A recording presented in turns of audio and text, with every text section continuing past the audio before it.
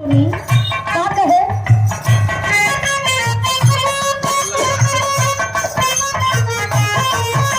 ये कहे साँझ पे आवाज देता साईदा भवानी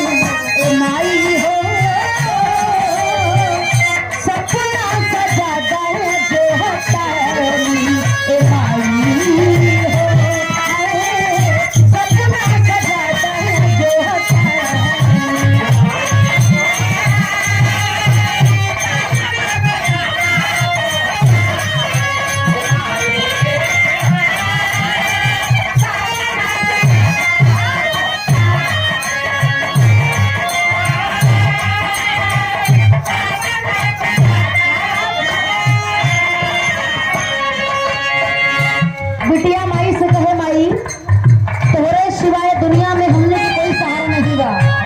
हम देखले नहीं के लेके सुनले जरूर बनी आज तक तोहरे दरबार में जे के उजाला कबो खाली हाथ वापस नहीं आवेला। लेकिन ये बिटिया के भी एगो चाहत बा, एगो आस बा, एगो आस्था बा। कहा रहता है बाबू की विद्या ददात विनयम विनयम ददात विद्या। जहाँ पर शिक्षा है वहीं पर धन है। और आज के इस कलयुग में हर एक इंसान को शिक्षित बनना बहुत जरूरी है बाबू। नहीं तो हम शिक्षा के बिना अधूरा माना जाएंगे।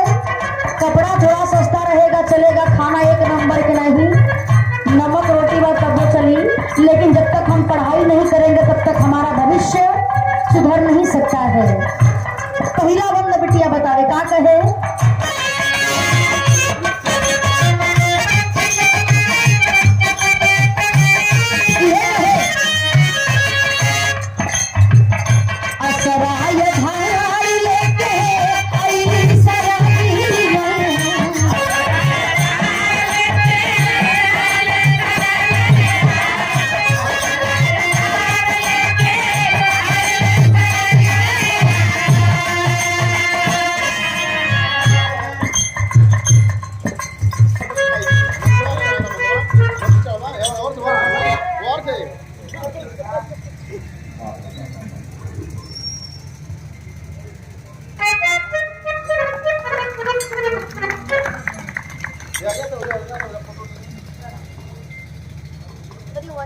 कराया